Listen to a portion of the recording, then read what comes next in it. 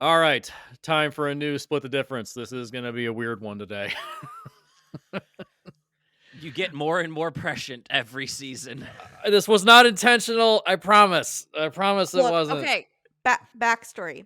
I requested this episode, like, a year ago. Yep, It's been slated on the calendar for, like, a year.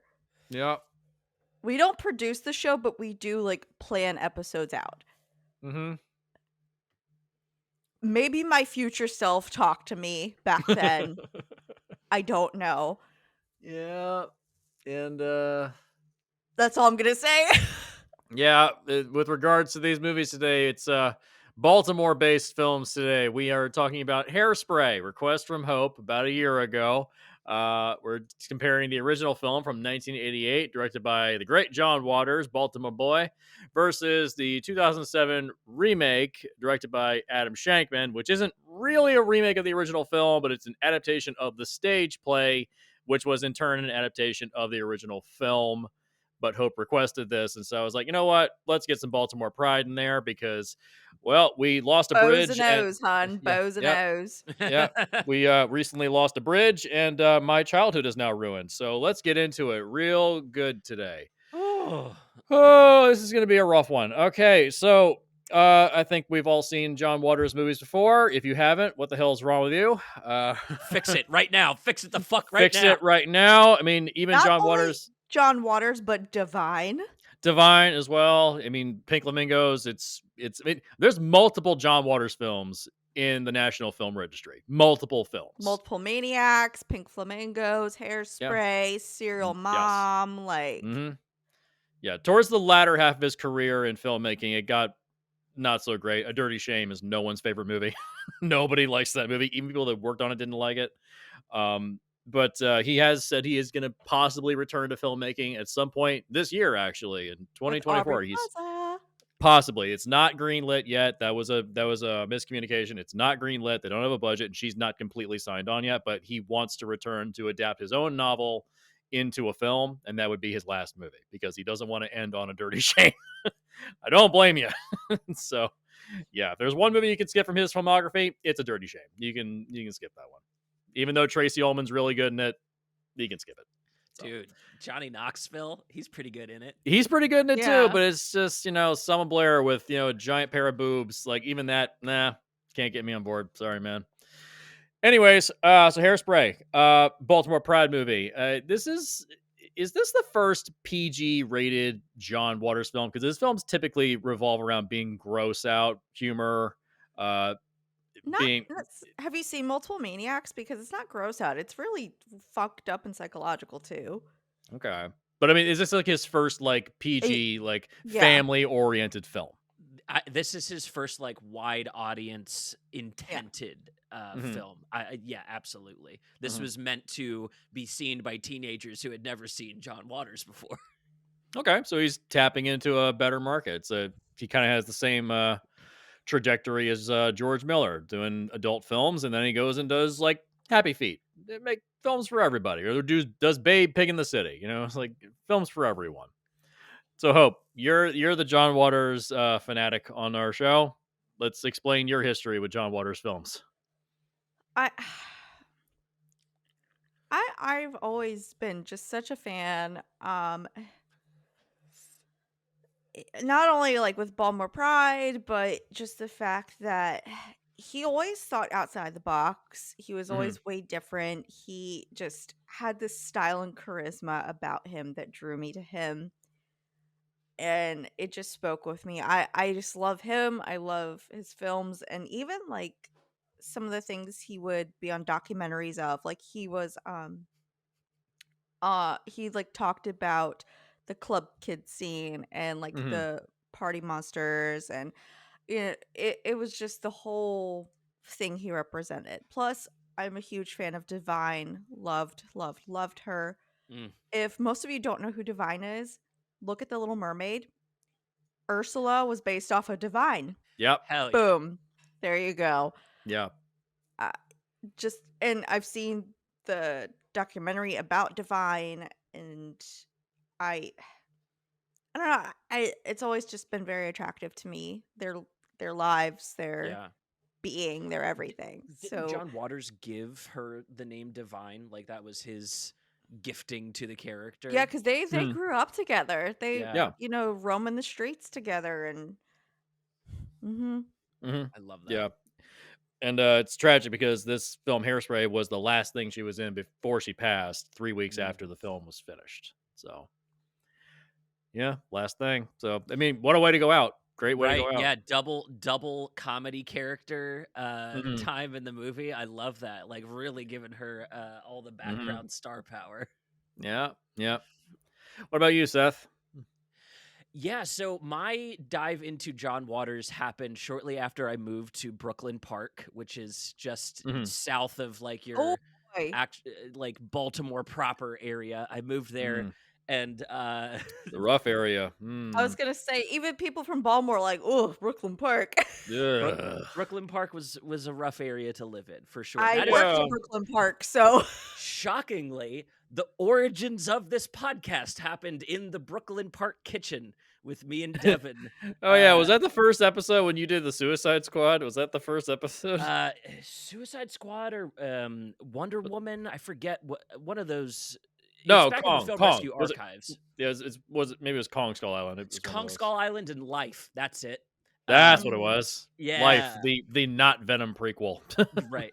Yeah. So I moved to that area, and of course, when you get there and you're a filmmaker, everyone's like, "Oh, filmmaker, you know about John Waters, right?" And I'm like, "I don't know about John Waters. Actually, I just moved here."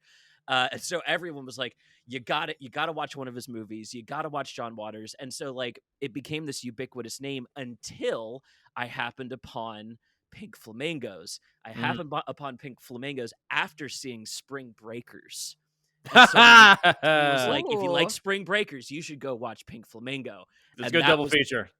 woo, opened my eyes to the world of John Waters. And I was like, Yeah. this man has a chunk of my brain in his brain. Like we're just sharing a little thing that is, I like to fuck with people because they believe silly things. When you believe silly things, you get fucked with. And John Waters' whole thing is like, let me tell you why what you believe is very silly. And I'm going Yep. to do it by satirizing it to the point that you can't even identify with it anymore. I love Yep. him. Yeah. Changed my life. Yeah. I think John Waters is one of the most quotable filmmakers out there. It's like everyone Ooh. loves that saying of be adventurous, go see a fucked up movie. That's right. That's true. Yeah. If you walk into someone's house and they don't have any books anywhere, don't fuck them. Oh, what a great quote. What That's a great quote. If there's no books in someone's house, you do not fuck them. Leave. That's why I have 9 bookshelves out there in the living room right now. He's just slanging dick out here with his book. Yeah. Shows up at the Barnes and Noble. He's like, "Hey, you look lost. Let me show you my favorite section of the bookstore." Works Hey, every single. I had a meet cute situation back in college at a bookstore, and that was the Ooh, best Mm, like month of my life. mm. I love it. Well, Jesse, you're a previously Baltimore-based filmmaker. Yeah. What was Until the your industry introduction? actually gets back on its feet. Yeah, we'll see. We'll see if John Waters brings it back to life. We'll see. Right. What was your introduction to him? Was that in film school? Was it pre-film school? I believe it was film school. I believe it was. Oh God, what the fuck was it? Let me go back to his filmography. I can't remember the one off the top of my head. Which one was it? God damn it. Crybaby's the one that I hear brought up all the Crybaby. time. That was the Yeah. one. That's the one. That's the one. That's It was usually what Crybaby. people go to. Yep. That's it was that's the Crybaby. film school go to. That's like, oh, he's saying something here as if he wasn't saying things in his other movies. Right. Yeah. I Yeah. guess that's the most neutral of his Yeah, it saying kind things. of rides that line right between it's not quite for adults, not quite for the youth. It's kind of right there in the middle. Right. Yeah, it's kind of right there. It's Grease with a lot more offensive material in it. Let's put it that way. Grease, but actually reflecting real life. Yeah, Yeah. and also the actors look their age.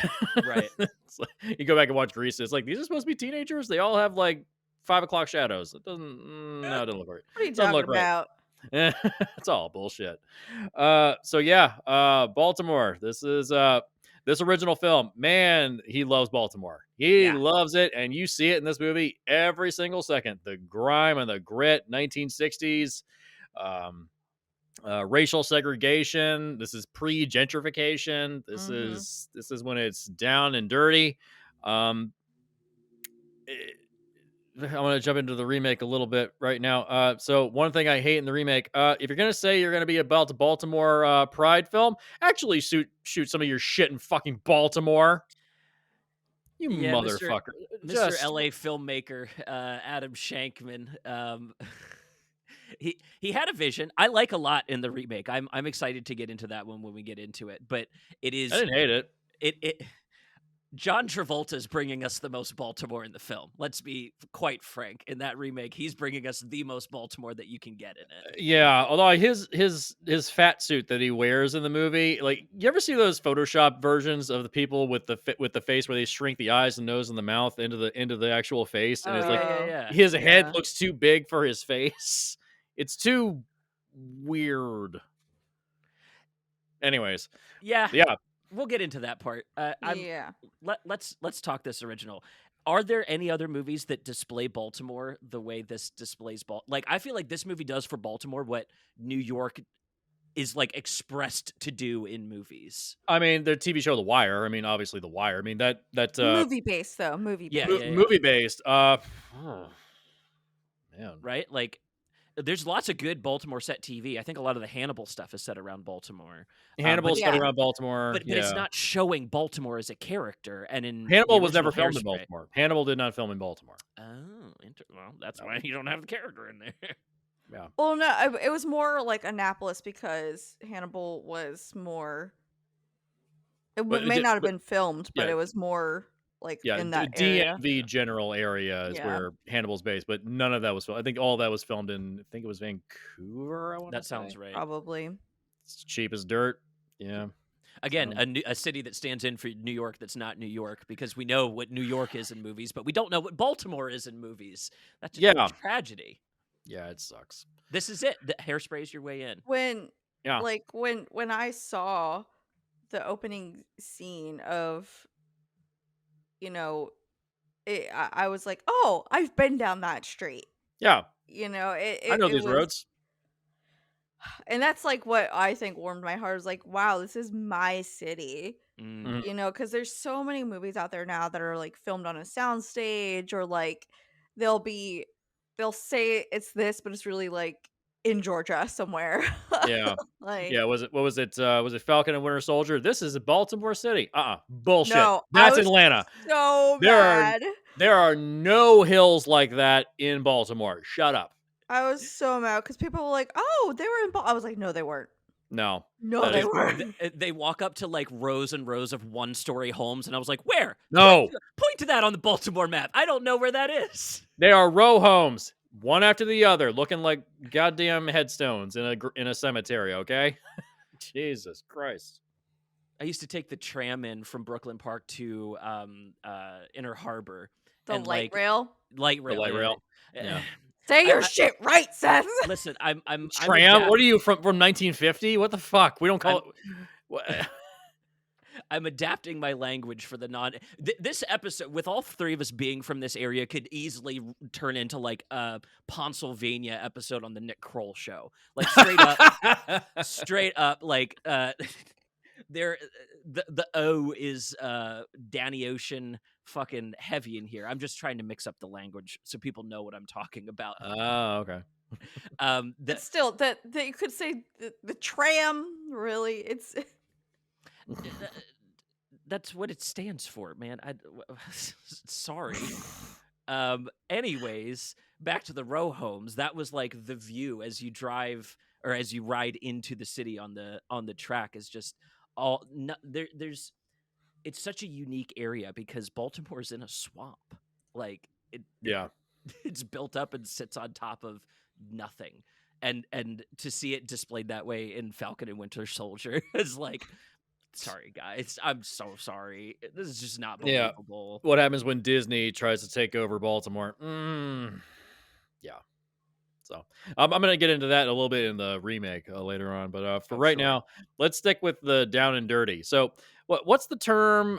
We talked about Greasy Strangler a couple years back. Oh yeah. And what's yeah. the term of hiring actors that are not considered traditionally beautiful? What's that term, Seth? I can't even think of it off the top of my head. What is that called? Like casting character actors? Yeah, yeah, like, it's a French term casting, actors that are not considered traditionally beautiful for a film. Oh, I don't know the French term. That's You literally interesting. mentioned it on the previous Damn, episode. I'm so blanking. Uh, Anyways, but yeah, that's what they go for, and they Oh, a theater to horror. Yeah, yeah, yeah. Okay. yeah, that's Yeah, it, yeah, yeah. yeah. Yeah, all these actors in this original film, they're not considered traditionally beautiful. Like No. yeah, they're Like all if yeah, Sonny Bono is like your like the head of your MC, and he's like not traditionally handsome. yeah, it's like, Not saying he's ugly. I'm not. This is not a no, body no, podcast, but no. not traditionally handsome. Yeah, I know what you mean. well, also, and you have to think it's centered around a heavier set woman. Yeah. Yeah, And that wasn't a thing back then. It yeah. wasn't. It's more prevalent in today's culture, but back then there was an interview where he was talking to Ricky Lake and he's like, "I'm going to make like this is going to be something to you." And he's like, "You're beautiful." John Waters was like, "You're beautiful. I love you. Like you're going to make this something special." And she Mhm. did. Yeah. Yeah, yeah. She has since lost the weight. She looks, you know, like a normal person now. She doesn't. I think she also played the same general character on what was that TV show in the '90s? What was it? China Beach. It was like a military medical show in the 1990s. Yeah, she played like the grown-up version of her character from this film. Well, and like think about when this movie's coming out, right? This is like very pre weight positivity movement. This is the Yeah, late 80s. This is your like uh lime green and pink workout clothes yeah, era. You know what I mean? Like this is your very cocaine workout diet obsessed. Like in ways that like we are now, but it's kind of ubiquitous across society. Back then it was cult like, right? Like this is yeah. Mhm. and this movie's looking at that going, this is not what normal people look like. Like this is just not No, what normal people look like. yeah. The average person, the average peasant, to all the rich people out there, it's like most people don't have the time. They don't have the time. They don't have the energy to actually maintain themselves like that. They just don't have the time. Well, So not in like the insane ways they did back then, where it was like restrict all fats from your diet. fat doesn't make you fat. You know, but Don't know if you know made that. they thought eggs made you fat back then. Yeah, Like, doesn't. what, Cocaine and cigarettes, the dude? greatest diet. Cocaine, cigarettes, and coffee. It's all good. And then and Jim Jarmusch made a whole movie called Coffee and Cigarettes. So yeah. do you guys what was your experience living in Baltimore in comparisons to New York City, which is only like 3 hours up the road? Do you recall any kind of incidents around that? More rats in New York. I'll say that right You've now. lived in both, actually. That's right, Jesse. You have lived in both. Yeah, yeah. New York, I would say is scummier, is nastier. It's busier for sure. You can But find like quiet areas of Baltimore, whereas in New York, no. It's called the city that never sleeps because you maybe get like 1 hour of people not being on the street in New York, and then it's just all the time. see, I'm leaning more into like what people's opinions of the cities are like versus each other. Well, So go ahead, Hope. Yeah. my a lot of my experience was very, very vastly different because I worked Baltimore. I worked Baltimore. I that's when I did a lot of my crime scene cleaning jobs, which I actually talk about in my Mind Brain Movies episode. Hmm. It's I saw a whole other side to it, but I also saw the real side. Whereas most people would be like, "Oh gosh, it's Baltimore. Oh, the crime," and I'm like, "Yeah, it's a lot of crime, but like these are just people trying to live though too." And I saw this of these people in these suburbs, like where most people would run and hide. I was like, I knew the corner boys. I knew the all the different people who live there in the apartment complexes. I was in the senior homes in Baltimore. Like I I saw a real Baltimore, you know. Yeah. I didn't just like walk by it or I was in there. Yeah. So I really knew the ins and outs. Uh I think one of my favorite things was um when I worked for the crime scene cleaning job, one of the dispatchers, they were like, "Oh, we have this job in DC. Oh, I'm so sorry. Be careful, be careful." I'm like, "You send me in Baltimore all the time. Why are you so worried about DC? DC is a tame little shit compared to Baltimore, and I Yeah. own Baltimore, so like, okay." Yeah. My mother always says that, like, be careful whenever you go into like Baltimore, DC. And like, you could have a bad day on any street in any city at any time. Okay, Dude. that's a bunch of Yeah. bullshit. I watch Like, too many true crime documentaries to know like it's the quiet little neighborhood that's like yeah, it's Right. it's it's always a small town. It's very rarely ever a big city because in small towns they figure, oh, I could get away with it. Dude, like the crimes from strangers to strangers are one of the lowest marked crimes. It's always between people that know each other and Yeah. usually people that are romantically or had been romantically involved. Right. It's very rarely ever just strangers. It's so rare. Which leads into what might be my favorite scene in the original Hairspray. Penny's mom taking a cab to downtown Baltimore. Oh God. That is the best display. just clutching. Dude, I Totally out of her depth. first of all, that actress fucking Oscar award winning levels of true genuine funny fear on display. Like she's displaying real fear, but we're also really meant to laugh at this shit. And it has been so long since I'd seen that scene. I forgot about it entirely until it was happening in front of me, and I was just going, "Oh my God, this is like white fragility," and all the people on the street are laughing at her. No, Like the you just social cue is "do not be scared," and she can't. Yeah. you just triggered like a core memory for me that I haven't thought of in over a decade. We got to hear So this. I um there's like I forget what place it was, but it was damn near over 15 plus years ago now. And I was like, "Oh, there's this restaurant in Baltimore. We got to go. We got to go." And one of my friends from high school, I was in high school at the time. Like I was like a senior, I think, cuz just gotten my I just bought my car. Um my first car.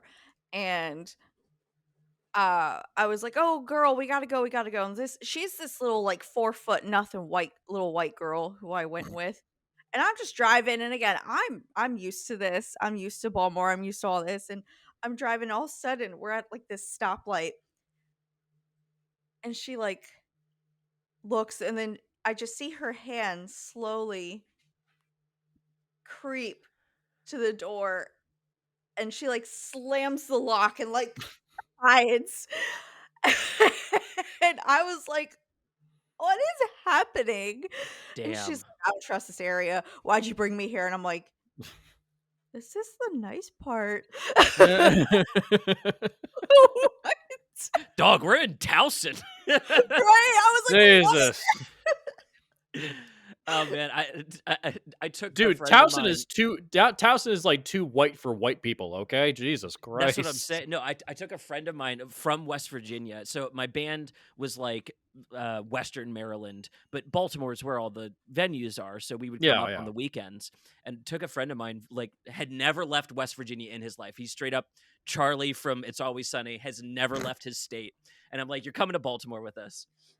And we are, mind you, in fucking Towson, in a bar, like in the like commercial district of town. And he gets out and he's like, "Wow, I've never been to a place like this." And I was like, "You mean like a city?" And he was like, "No, I've been." And he was like, "No, I've been to the state capital. I've been to a city before." And I was like, "What do you mean?" He was like, you see these places on TV that are like sketchy." And I was like, "My guy, we're in Towson." What? Bro, your white is showing through. Oh my god. Oh God. It's too much.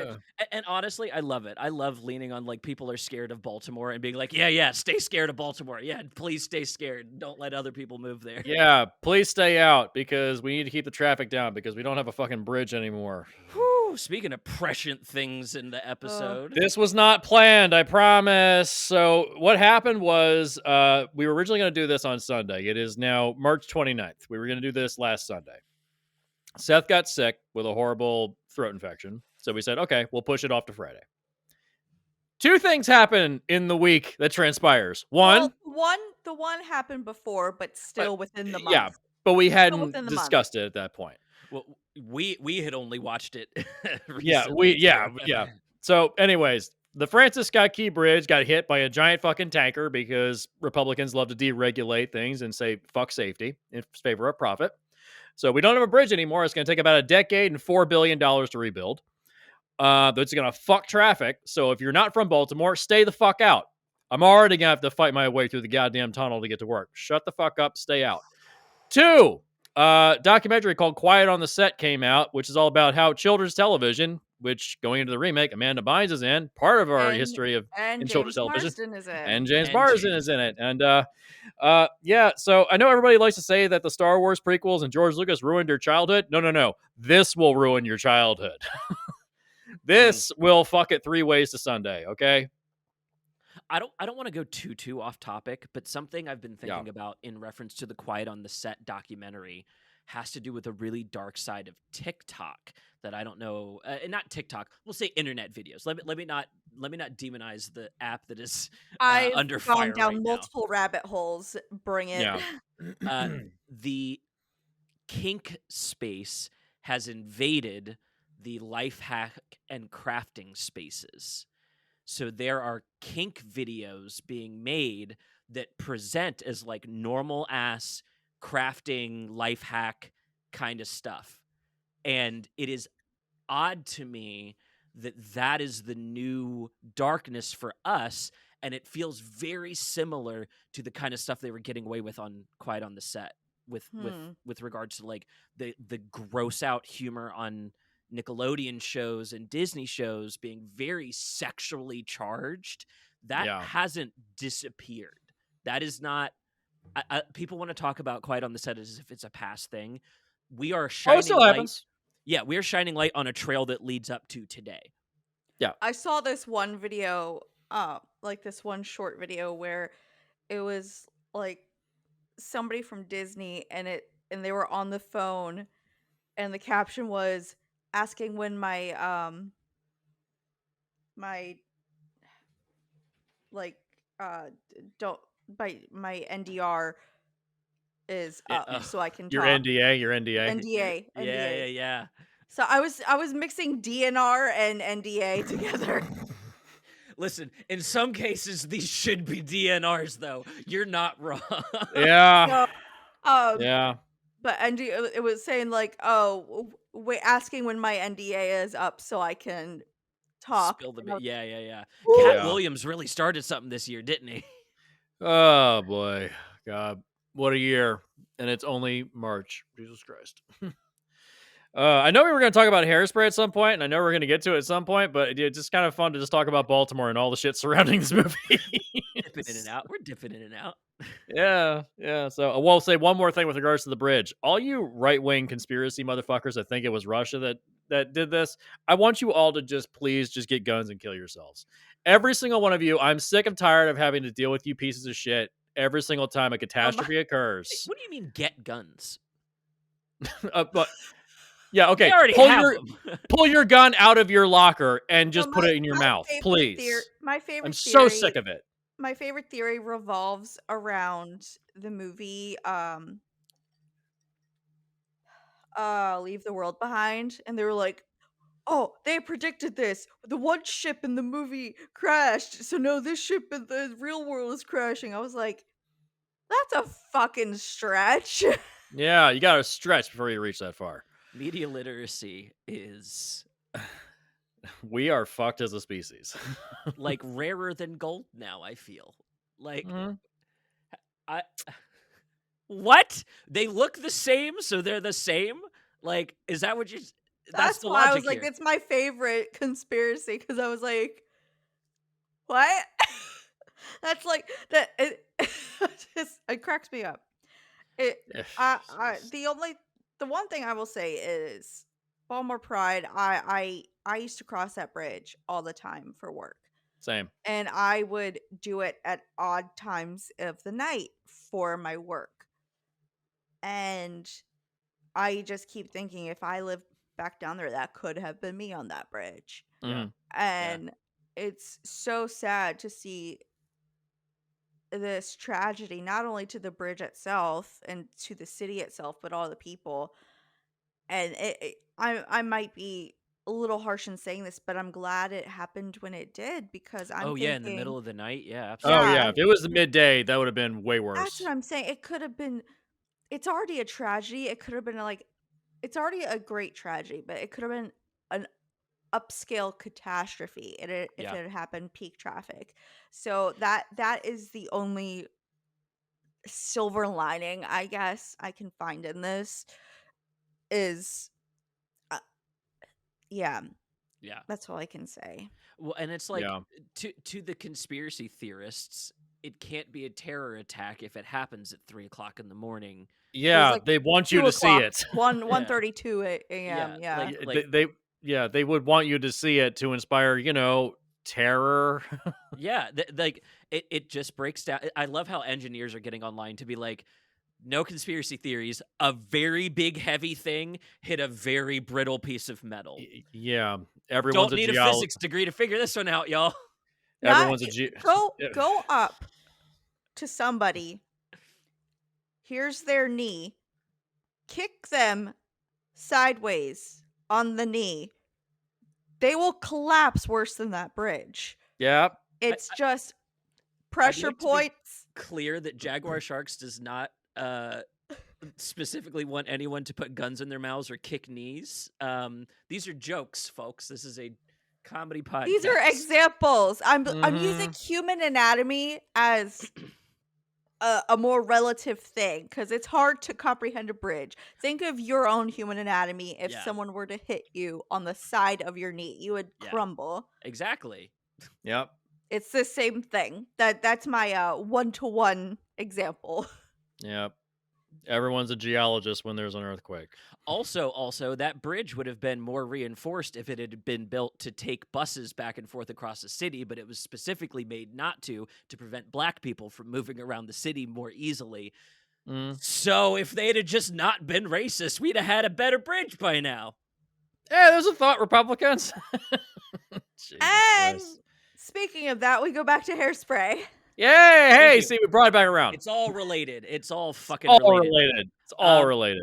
I remember I had seen the musical so much more recently that my memory of it was not as radical as it is. That original movie is like straight up about segregation. Like it is Oh not, yeah, it's it is not in about your Hairspray, face. y'all. It's not about Hairspray. It is in your face. It is all about that. It's not really a musical. It's a film with music in it.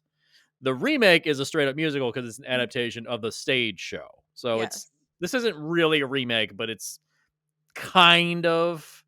But I said in my notes, I said with regards to the remake, I said neutered politics immediately, right away. It's just like it is the most skating over the surface version of politics. It doesn't get into it all. And also, having not shot it in Baltimore, you can't really involve anything. Like, I mean, The Wire kind of put a giant knife through the heart of Baltimore because they really did just kind of show the shitty parts of town. They very rarely ever showed any nice parts of town. Yeah. To the point where Martin O'Malley, who is criticized very heavily in that film by the character of Carcetti, it's meant to be Martin O'Malley. Nobody likes Martin O'Malley. Thank Christ he's gone. He hated the show so much that he actually forced the film incentive program to be withdrawn for a little while until he eventually, I think, got booted out of office, and then they put it back in for a little bit. So Whoa. he was just like, yeah, fuck all of you. So yeah, Damn. that's what But people with power and money will do. with the original, though, before we jump into the remake, I just want to say I loved there were so many things that I loved about it. It was very true to Baltimore. I also love that John Waters did like open your eyes and was like, "Hey, look, this was an issue."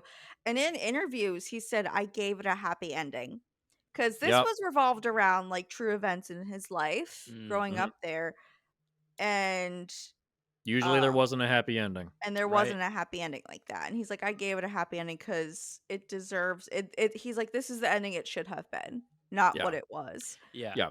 This And film plays out like a fairy tale or a fantasy. This is not reality. If this was actually reality, the cops would have kicked in the door at the very end of the movie and just hauled everybody off to prison. That would have Well, been the true ending.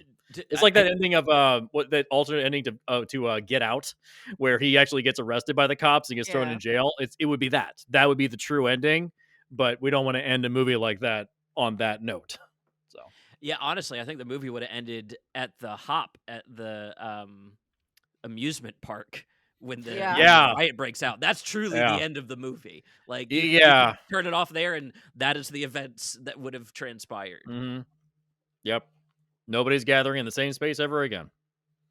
Yeah. So Shit.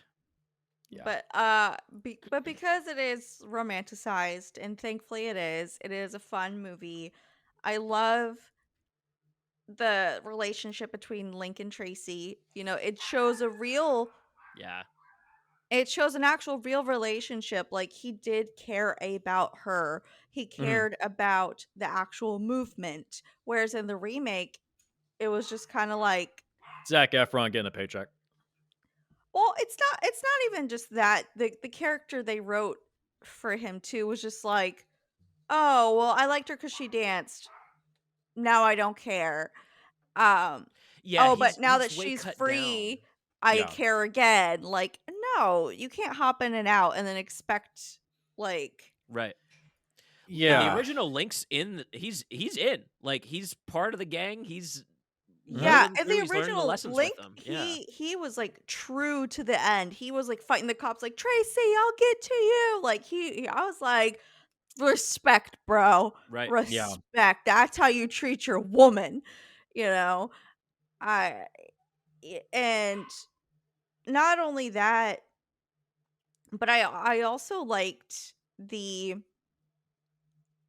whole like dance off at the end. Like she was like, "You call me a roach, I'm gonna be a roach." She comes out with the roach Dude. dress, Oh yeah. and she leans into that, and I loved that so much. That And Mhm. is such a great example of the I think the difference between these interpretations is the checker dress in the musical is so like black and white and bland, and the roach dress really represents Baltimore. Like it is Yeah. again, that's the reintroduction of Baltimore as a character because it's yeah, not even about the racial aspects at that point. It is about the roaches of the city they live in. It's like even if they fix all this shit, look at the city they live in. Yeah. We're proud of our filth, you fucks. but I loved how, I guess, like real it was, and they Yeah. kept it real. You know, and I also loved the whole I also love John Waters' like little cameo with Penny Oh, the psychiatrist with the hypno disc with the hypno disc in the comes in with the cattle prod. Bro, Oh god. too accurate, too accurate. Oh god. That was another thing that's in the original that's not in the remake is that when women would try to have try to aspire for their own equal rights, the men would haul them off to mental asylums. Mm.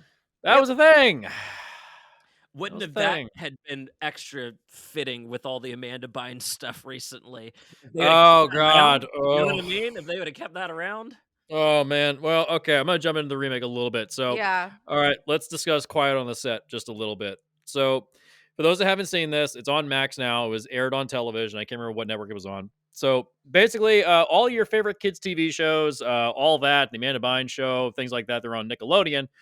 They all had a really, really dark history of on-set abuse, sexual assault, etc., etc., etc., all the way down the line. Almost every single cast member has mental health problems now. Amanda Bynes has been out of the industry for a long time. She has extreme mental health problems. And was it who was the actor that came out? Was it Brian? not no. What was the guy? What was the guy's name that admits Drake he was? Bell. Great, that's it. Drake Bell. He admits he was actually sexually assaulted by an actor named Brian Peck, who has been in a ton of stuff. He has since been he was arrested and now is a convicted sex offender. He's still alive, And out of got another jail. job at Nickelodeon. Got another job. Like he's At convicted Disney. sex offender At at Disney. Disney. Oh, Yeah, got another job, Which convicted is sex offender. He lives in Los Angeles. He's a free man. Walks the planet as a free man. wow. spent And only less than 16 months. yeah, less than 16 That months he was for sentenced to 16 months, but did less, which I think is yeah. horrid. Yeah, because a lot of big actors and writers and directors stood right beside him in the courtroom, and no one took Drake Bell's side. Nobody.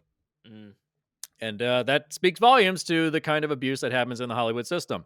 And yeah, you look at Amanda Bynes in that remake, she looks like she's having a good time. Yeah, she's fantastic. She looked great. She's great in the part. You And know then you what? just, Because she was probably protected by John Waters at that point. Oh, right. yeah, Yeah.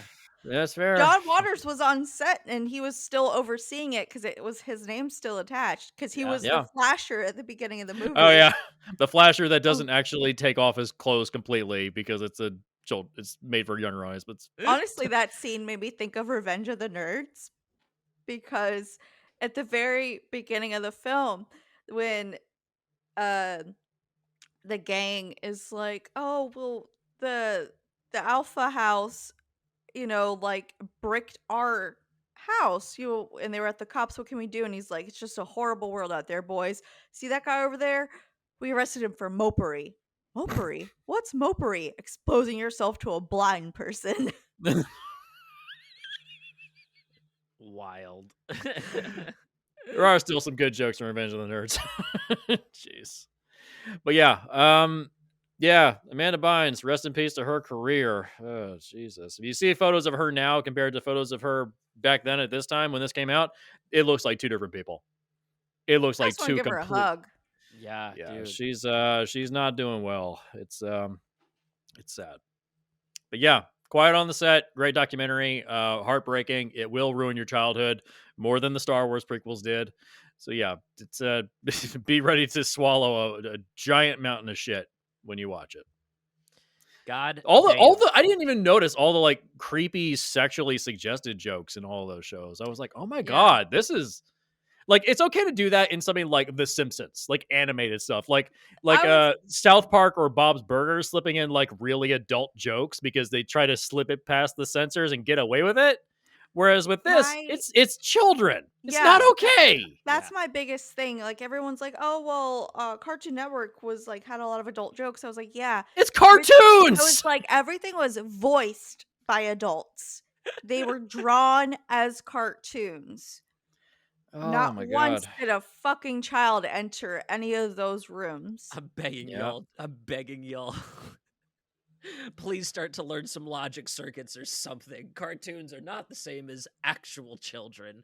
Why is this part of the They conversation? would break labor laws with these kids. They would do all these things with these kids. Yeah. Yeah. So yeah. Speaking of kids, this culture brought to you by every church I've ever been to. Yeah. I'm just saying, like, didn't the church actually stand behind Brian Peck as well when he was in the courtroom? Oh, I wouldn't doubt it. I'm sure he had a whole church group behind him. Like, I'm that is sure just he did. part and parcel. Yeah. Sticking up for pedophiles is what they do. Yeah. By the way, jam. By the way, Brian Peck is also in the movie Return of the Living Dead, one of the best horror movies ever made. I love that movie. I can't watch it now because he's one of the main characters. Damn. God fucking damn it. Let's move on. Okay, so back to Hairspray. Do we have anything else to say about the original? We all love it. Well, it's a must-watch. I brought up my favorite scene, Penny's mom in Baltimore. I'm really curious what you guys' favorite like scenes or bits. Like, what is the worth the ticket of entry? What do you want to highlight? Just afterwards, when they're in the record store and they're just dancing around, and Penny's mom shows up, and she's like, "Stay back! I'm armed." It's like it's a nail file. It's like. Well, yeah, that's TSA scene. Now she is armed. Oh, fucking Christ, Jesus. Yeah, that's my favorite. I love that. Oh yeah. What about you, Hope? I would have to say,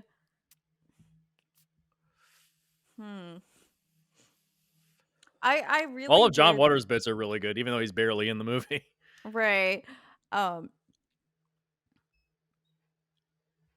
no, it's so I love it. I just love so many parts of this film in general. So Mm, so so so much. I love it. Honestly, anytime Divine is is on, I love yeah. her. Yeah. When Edna is like arguing with the shop manager to get them a deal for the show, I love that whole fucking sequence. It is so good. I love Divine. I love her, love her, love her. So like anytime she was on air and she what and it was like such a heartfelt role, I think, and Oh that's what I yeah. loved about it because she was just like the concerned mother, Yeah. and I liked that. Even when she was like stood behind Tracy, she was still the concerned mom. Yeah. Yeah. Yeah. I think that there is a lot like this is a great display of Divine's acting ability. This is like you could see her channeling her actual mother. Like the Mhm. mom is obvious here in a way that I would argue is not in John Travolta's Yeah. portrayal. Like Yeah. there is a very maternal figure on display along with a great character. Like just character actor character. This is such a meaty Yeah. role, and then she gets to turn around and play another bit in the movie.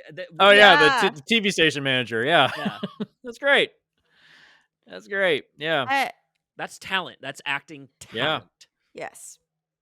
Yeah. And com- I will say also if you're comparing the two, I liked how they brought back Jerry Stiller.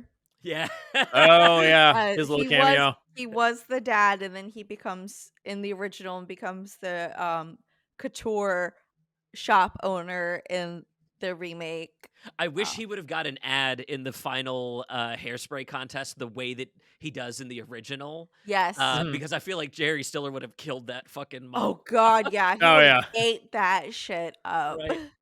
He always loved doing like dark humor, sick jokes, stuff like that. Did you guys see the joke about after there's something about Mary came out, and of course there's the masturbation scene in that movie, and Ben Stiller was on, I think it was Conan O'Brien, and Jerry Stiller, his dad, comes out and he's like, "This is a very sick child, very sick man. People thought he was having a party upstairs." Just the That's fact that so funny. oh god, it was wonderful, wonderful. Yeah, Uh, Comedy generations of gold. show business. Comedy gold. Yeah. yeah. You know, it's not comedy gold. The remake. I I don't so hate. I don't hate the remake. Let's get this out of the way. I didn't hate it. I don't hate it. I know so you're not a huge fan. I think you're probably the most aggrieved by this one. Hope. yes and no. Yes and no. Because I am a huge musical girl. Like, Hmm. believe it or not, the horror loves musicals. Makes Yeah. sense. Um, and I you'll catch me singing "Good Morning Baltimore" sometimes. Hmm. It is a It's banger. Yeah. I love it. It'd be nice if it was Um, actually shot on the streets of I Baltimore. I know. No road looks that clean in Baltimore City.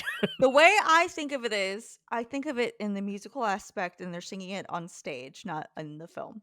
Yeah. That's This is an adaptation of a stage show. As long as you think of it in that like that's how I fantastical thought of it. mindset, then it How I works. thought of it. Yeah. One, I do love musicals. I really do. That's what I didn't see this in theaters, but I saw it after the fact. Mm. Um, and that's what attracted me to the remake. At first, I was like, I don't really like remakes, but it's a musical. I love musicals. Mm. Uh, Two, the second thing I loved about this film was we all know him, we all love him, Chris Walken. Christopher Walken. Yep, Yes. that's one of my notes. Chris Yes. Walken steals the show. Scene stealer. Absolutely. Yeah. I love that man. And he has a background in dancing. Yeah. So like and he mm, If you want to see the great display of that, look up the What's the song? What is it? Oh God, what the fuck is the name of it? God damn it! What's the Oh song? wow, I know which one. Where he's like floating around the hotel lobby. Yeah. Yeah, Um, Uh, Weapon shit, of what is choice. that? Weapon of choice. Weapon of choice. Yeah, Fat Boy Slim's Weapon of Choice, and it's literally just him dancing around a hotel lobby. Yeah, it's just him dancing around a hotel lobby, and it's great. And it was originally Fat Boy Slim was supposed to have a cameo in it, but his flight got delayed, I think is what it was, and so Love that. he couldn't make it. So it's just like, yeah, we're just gonna film with Chris. That is a good music video director right there to go. You know what? Doesn't matter. We have Chris here, and it's all we need. It's all good. It's all Yeah. we need. We don't even need you, Fat Boy. Just stay out. We got it. It's See, all good. we can go and talk about Christopher Walken all day. Like, that's how Yeah. good the man is. I'm glad they cast him. He was a great father. He was a great, just every bit that he was in, he stole it. He was just great for the part. He really Yeah. was. Yeah. So I loved the musical aspect. I love Christopher Walken. I think the most realistic thing that would drew me though was Penny and Seaweed. I agree. Yeah. That's not Yeah. Tracy and Link, not, Because not Amanda Bynes was still, well, not not even Motormouth Mabel, like Queen Latifah. That was just another role to her. It yeah. was. Mm, She has a great voice. I like her, but like, but it wasn't even just that. They were the most like they actually cared about each other. You saw the growth of the relationship. yeah. So, and I liked that.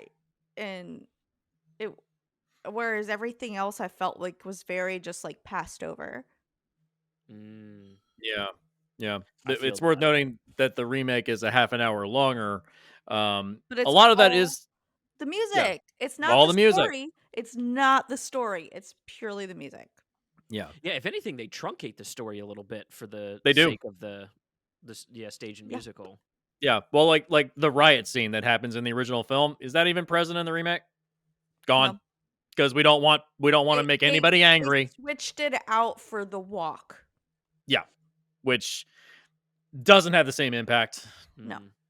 Because like no the cops don't start beating anybody down. I'm sorry that you guys want to have like a film for everybody, but if you want to actually show kids what America's really like, show them what riots looked like in the 1960s. That's what it looked like. That's Yeah. what it Right. was. I think they were trying to allude to like like the Million Man March or whatever, and, like, but it's not it the doesn't same. have the same impact. No. Yeah, it's just a little toothless. It's a little toothless for it, I think. Yeah. It's also I noted this to Hope when I was watching it. There's a very racist scene in the remake that pissed me off. And you remember this, Hope? You know what it is, Seth? I So hope you tell me. when Queen Latifah offers Tracy's mom, John Travolta, all the food, what's on the table to eat? Oh, I missed it. Oh no. Fried chicken, cornbread, collard greens. Yeah, Damn. fuck you, you pieces of shit. You cocksucking motherfuckers. I Shut the fuck. Yeah, fuck off. this is my way to sashay into my issue with the remake or the musical. It was made in 2006. And I don't Yeah. know if y'all know or remember what the world was like in 2006. We might have Awful. some younger audience now. Stewie Griffin's face was on everything. Yeah. And you can see the fucking Family Guy influence in this movie. There's an entire sequence, which is cute. I don't hate the sequence. But when Edna and what's the dad's name? Oh, why can't I think of it? Christopher Walken and John Travolta are having their like rekindling scene. Wilbur. Thank you. Wilbur. Man, Wilbur. That whole sequence has a literal like Spanish cutaway gag in it. That is Family Guy jokes, and that's you can tell the humor in this 2006 version is not thoughtful in the way it is in the original Hairspray. It is very much like, oh, we can get away with these jokes because people will get the joke without us having to like lean into it. But Yeah. it's lowbrow for something that is a very highbrow topic. Like the original Yeah. Hairspray is satirical and it's a little gross and grody because that's its source, right? We have to respect the source, but it's talking about something super important. And then to skimp on that and lean on lowbrow humor in the remake, it smacks of that, like the roughness of the comedy of that era. We don't talk about comedy from the early 2000s very much. There's Well, a because reason that for was that. yeah, that was a looking back now, it's like a lot of this did not age well. I've for a while I've wanted to put on to whatever's Tropic Thunder just to be like, remember this? Remember how a lot of this doesn't age well? So Yeah. yeah, well, we'll get to that someday, but yeah, it's a lot of these jokes don't age very well. Also, Adam Shankman, I just looked up his filmography. There's a bunch of his movies. It just let's see some other comedies of his career. He makes family get him in the seats movies. Family, Yeah. Well, and that's what I mean by family movie used to mean not a kids movie, but a movie that had jokes for dad, mom, older brother, older sister, younger sister, baby. yeah, Right? yeah. Like you got to have jokes for the whole stack in a family movie. Whereas a kids movie might have like adult jokes in it. But those are supposed to be like very hush hush in a kids movie. Whereas a family movie, you can have straight up adult jokes because there's an adult audience for it, right? Yeah. Yeah, like I just recently watched the new Teenage Mutant Ninja Turtles movie, That's which a was great fun. example. It's Yeah, cute. There's a bit in there. I think it's Michelangelo when the sub's getting eaten by I think it's by another was it is it a fish or a shark or something like that? And he says, I when I said sub, I didn't mean this kind of sub. It's like I get it. yeah. I get it. Cute. Yeah, kids aren't gonna get it. I got it. Mhm. That's how you do it. But then you look at like other movies he's made, like Bringing Down the House, The Pacifier, like Dog. The uh, Pacifier at- is such a fever dream of Disney. Jesus Christ, this will be Vin Diesel's new franchise. How many times has he tried to do that? Start new franchises and it completely fails, like 5 times. Jesse, I don't know if you know this, but The Pacifier has sequels, buddy. They launched a series with that. Look at Wait, his face change. Look at his fucking face drop as I tell him Are this. you fucking? Is this a joke? I dare you to type in The Pacifier 2. I will take your dare. Audience, we I are, don't know if folks. there is a Pacifier 2, but I'm betting there is. I'm betting the Here bank we are, on it. folks. Let us see.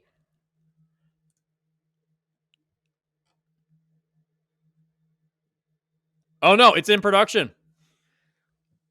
Boo!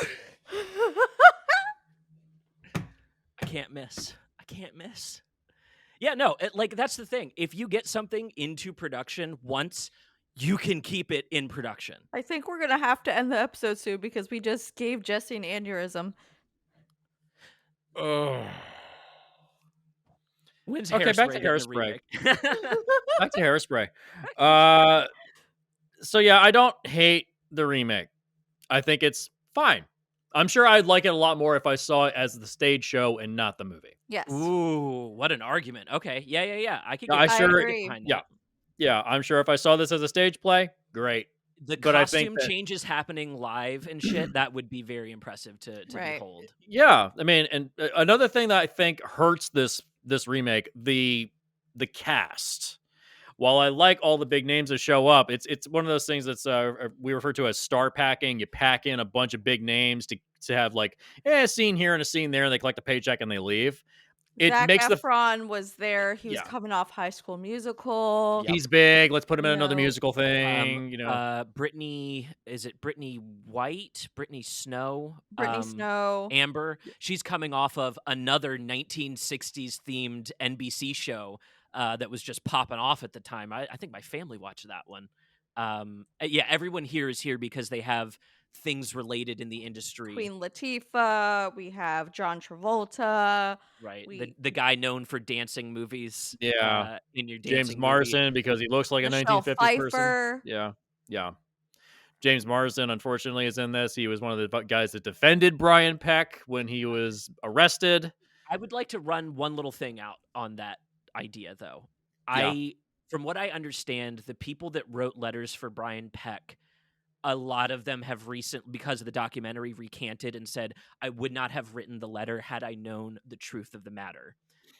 I want to believe anyone on that list would feel that way. I want to believe that. I don't know if that to be the Not case. all I'm of not going to look them into this camera and are. tell you. Yeah, I I'm know not. that to be the case. I know of at least one person that has come out publicly to recant and say, I Yeah. would not have fucking wrote the letter if I knew this shit. Mhm. I want to believe James Marsden would be in that. Has been otherwise unproblematic. And so but then like Brian Peck looks the same way. You never fucking know. Stop worshiping celebrities, everybody. Just stop. But at the same time, James Marsden was in the X-Men movies. Tom DeSanto was a producer of the X-Men movies, and Bryan they all Singer's in worked with there. Bryan Singer, who made the first 2 X-Men movies. It's just a tumble of dominoes, dude. Well, but then it's like you could easily say the same thing about Hugh Jackman, right? Because he's also just involved. And Well, apparently when he got divorced, apparently he made his wife sign an NDA. I think some shit's about to come out about Hugh Jackman. Well, he's Bro. working on his book right now. if Yeah. That apparently the is going to have MCU major falls apart- revelations. Is he gay? No shit. I couldn't tell. But apparently he's not. Lies. Dude, come on. Jesus do the Christ. world a favor, come out as bisexual, validate some people real quick. Yeah, just say that. It's okay. All right. Anyways, so Hairspray, the remake. Is the remake worth watching if you've seen the original? That's the big question, because these are the exact same plot. It's just the remake doesn't have the substance of the original, and it's better as a stage show. Is it even worth watching? Is Chris Walken enough to get people in the door? Is the Emperor from Dune enough people to get people in the door? I will say, like, I liked him again. Some of the music numbers, yes, I do like the whole intro. Good Morning Baltimore, I love that. I do. I really, really do. But honestly, I will pick the original any day of the week. Yeah, same. I'm going to say something harsh. Okay. There are movies that are meant to be watched on YouTube in clips, on TikTok in clips. I think that the Hairspray musical is one of those where you can look up any of the bits that you want to see online. Yeah, you can look up your scene parts. Yeah. Get in and out in under 10 minutes, and I think that's what that movie is. If you told me that you watched the original Hairspray in clips on TikTok and did not plan on watching it in a full the head. I would do that. Yeah, I would probably genuinely give you a little rap on the skull and say, "Listen, you little scamp, don't you fucking be a bad person and do that. You watch this whole movie on a TV at least. Put it up on a screen if you can." Yeah, I think that the musical, I don't want to call it a remake because it's really not. The musical is a clips only show. Get your mileage out of it and you'll enjoy it. I think the final musical sequence is like 10 minutes long. It's a little egregious. It is. It's Disney. It's Disneyfication. Disney movies always end with a big musical number. Like every animated movie of the last like 10 years, they always end with a big musical number. Yeah. They always end the same way. You know, Turning Red, Encanto. They all end the same way. They're templates. They're templates. Like you put in these pieces, and they all lead to the same thing.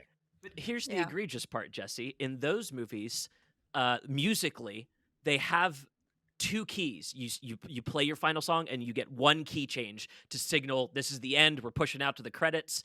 Yep. That sequence is 3 minutes at length. If you're doing a full key change, that's about 3 minutes. Hairspray, the musical, does, and I counted them, bitches, 5 key changes on this exit. That's too many goddamn key changes. Dude, I was the very first time I watched it, I was like, and then it ends? No. And then it ends? No. And then it We're going up. It is a Family Guy bit. They're doing the fucking, you gonna write that novel?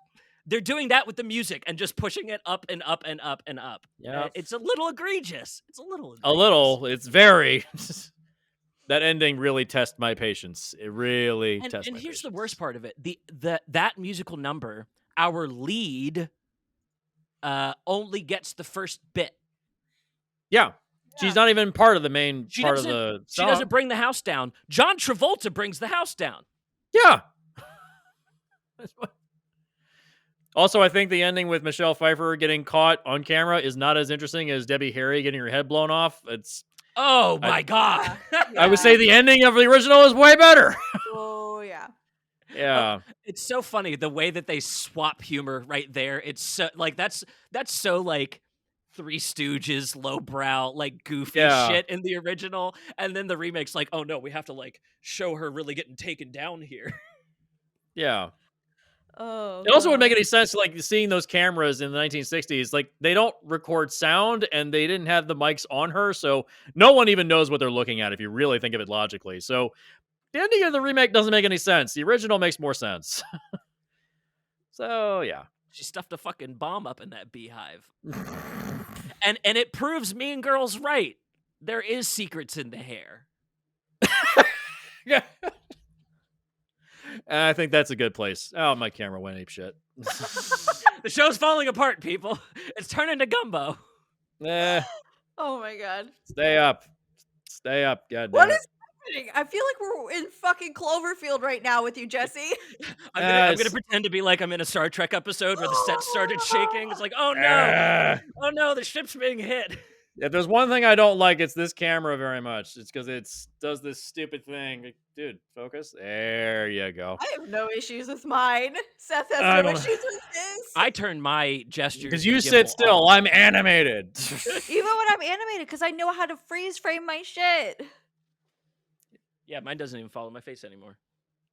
I need to turn off the movement of the camera then. Oh. Whatever. Oh. I'm over here. I'm over here. Jesus. For those that haven't been listening to this, go to the YouTube. But sometimes it's worth it. Always worth it. If you're always not on the worth it. YouTube, you're not seeing our merch on Hope right now. Yes, we have merch. Yes, go buy our stuff. We're trying to make a movie. Go buy our stuff. Hell yeah. Yeah. So yeah, consensus. The original is a masterpiece. It's absolutely Baltimore pride. It is in love with Baltimore. Must watch. The National Film Registry. No reason not to watch it. Stage show. Yes, go see it whenever you can. It's definitely worth seeing if you can find it on Broadway. The remake, the adaptation of the stage show, watch it in clips on YouTube. Yikes. The remake of Hairspray and the Star Wars Holiday Special. Best seen in clips on YouTube. Accurate. Actually, accurate. Yes. Although if you watch on YouTube, you'll miss the Cervasis commercials. No. I've been trying to find the fucking crystal. Ugh. Oh God. Okay. Did we ever talk about this, Seth? The Cervasis commercial. Did we ever talk about this? Yes. I feel like We we did? did. I think we talked about it on Sunshine. We talked about it on Sunshine episode. That's right. I've Maybe, been yeah, trying yeah. to look for crystal. Yeah. If you want a really good laugh, go to YouTube and look up Cristal Cervasis beer Star Wars. Just type that in. You will see the best comedy of the year. These commercials. And while you're on YouTube, check out Jaguar Sharks. Oh, Like, what a segue. comment, subscribe. Yes. Make sure you follow us. We appreciate it. Any little bit helps. I tell people, like, hey, that 1 second click of the like means the world to us. Mm-hmm. It always helps. Yep. So, going into our next episode, we're doing one that Seth tried to do about 5 years ago, and we're finally going to do it now. We're doing Death Wish. I tried to fix that one on Film Rescue. We're kind of going to do it this time. There you go. I've never seen the remake. I've seen the original. The original I have not seen in a long, long time, but I've never seen the remake. Never seen it. Jesse, I'm going to provide you a coupon on air here so everyone knows. Okay. When you watch that remake and you get to the final credits, if you need to get onto Helldivers with me and relieve some frustration and scream at me a little bit, I understand. You're going to see Eli Roth's name pop up in the credits, and then you're going to go, I can't believe it. I can't believe we fucking watched this. I can't. And straight to your PlayStation and just give me a call, send me a text, and be like, all right, it's time. I got to get this out. The last 5 minutes of that movie are painful to watch. And Okay. on that note, I think it's time to go. Bye, Baltimore Pride. Go bows and O's, Baltimore. hon. Bows and O's.